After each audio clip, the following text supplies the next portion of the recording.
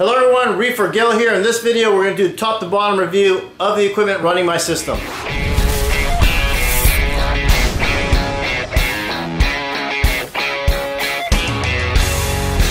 Before we get started, I just want to share with you guys this video is made for those who are thinking about getting a hobby or are new to the hobby. By no means am I saying you need to have the same equipment as I have to have a successful reef tank. There's a wide variety of different choices out there.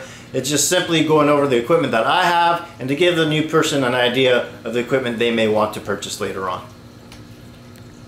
If you want a successful reef tank, you have to build a very good foundation. And the starting block to that is adding good RODI or RO water or distilled water. What you don't want to do is use city tap water as a foundation for your system, because you're going to run into a lot of issues and in the end you'll most likely not be successful. So having an RODI system like you see up on the wall here is essential to having a successful reef tank. Whether you go with T5s, metal halides, or LEDs, probably the most expensive piece of equipment for a reef tank is going to be the lighting system. I chose to go with LEDs because they emit less heat, which means less heat transfer into the system itself. Also, the energy consumption is a lot less than the other light options. So that means I pay less at the end of the month to my electrical bill. I'm running the Aqua Illumination Color Vega lights. You can see I have them mounted to the EXT rails with a 12-inch arm bar that connects to both modules. The lights themselves are 9.5 inches above the water line. And I have the blue set on 95%, the white set on 80%, and then the red and green are set at 30%. Very happy with these lights. It took me about 8 months to figure out the height, the percentages of the lights, and I've nailed it down to where I'm seeing the best results with my corals with these settings here. For now, this is what I'm using to control the Vega lights, is this Aqua Illumination controller. Eventually I will switch it over to the Apex to be able to control the Vega lights, but for now this is what I'm using. For water circulation, on the right side I have a Vortec MP10. Below that I have a Corellia nano pump facing toward the back of the rocks. On the left side of the tank I have a Vortec MP40 and then another Corellia nano in the back facing forward. The Vortec pumps are connected to the Apex unit via this WXM, and the Apex is programmed to do random flow patterns on the vortex throughout the day here. In the event of a power outage, I do have the Vortec pumps connected to this battery backup here, which will maintain power to the pumps for 2 to 3 days in the event of a power outage. This is the AFS auto feeder, which is connected to my Apex. This thing is awesome. It feeds my system twice a day. It'll do 1 drum rotation per feeding. You can see I'm using the Elos pellets in the auto feeder itself. But again, this thing has come in very, very handy. It's proven to work over and over again, and I have had no issues with this auto feeder whatsoever. When I first started my system, I had glass covers instead of these screen tops. I was running into some issues with saw creep and keeping the glass clean, so I decided to go with these screen tops and been happy ever since. I also have a Piranha glass cleaner here, which comes in very handy.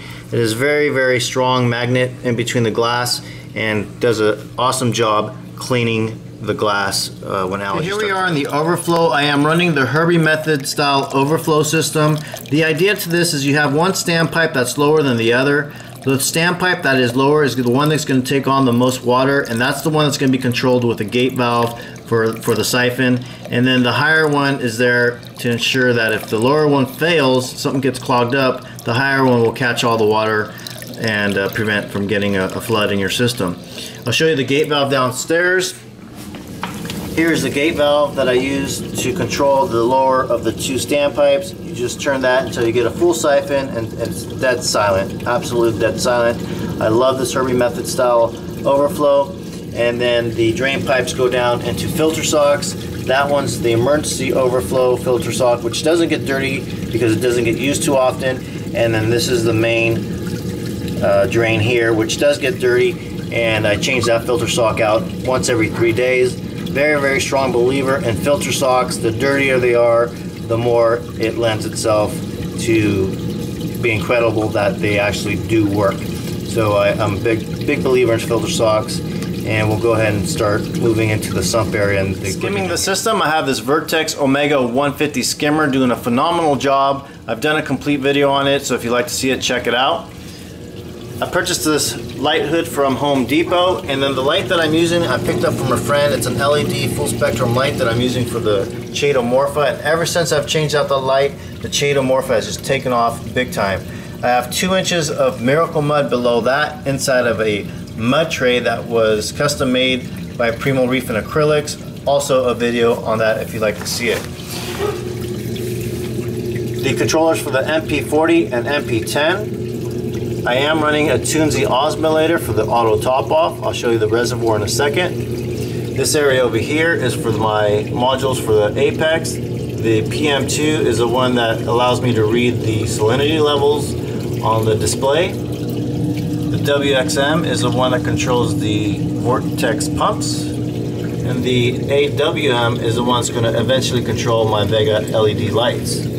I do have 2 EB8s for the Apex here, and then I have 2 power strips down in here. I am running the BRS dual reactor. I have the GFO here, and then the other side has the ROX carbon 0.8 in that.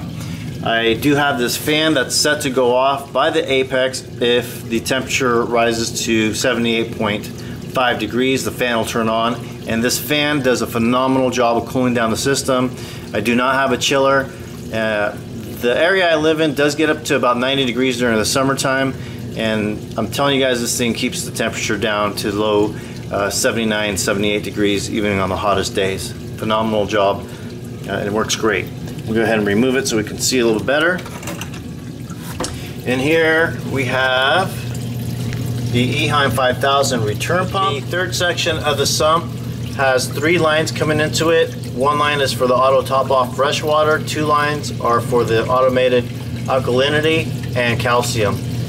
In the back there you see the 3 probes. 1 is for the pH, 1 is for the temperature, and 1 is for the salinity reading. You see the Tunzi oscillator optical eye there.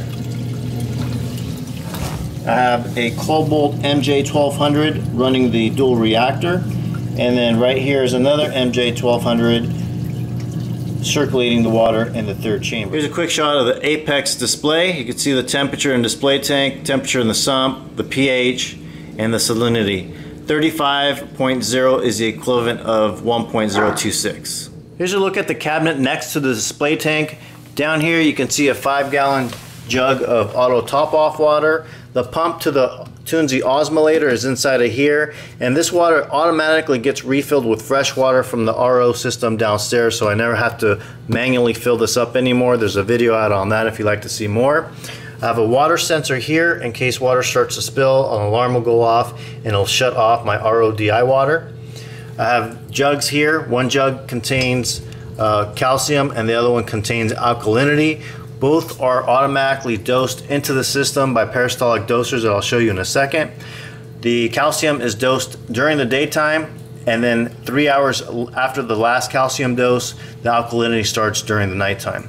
And it cycles like that every day. The peristaltic dosers are underneath the stand here. And there's a quick shot of the peristaltic dosers, both purchased from BRS about a year ago, and both have been working flawlessly. Very happy with that system. If you're new to the channel, please hit that subscription button. Otherwise, leave comments, questions, or suggestions down below. That'll do it for this video. Thank you very much for watching, and we will see you guys next time.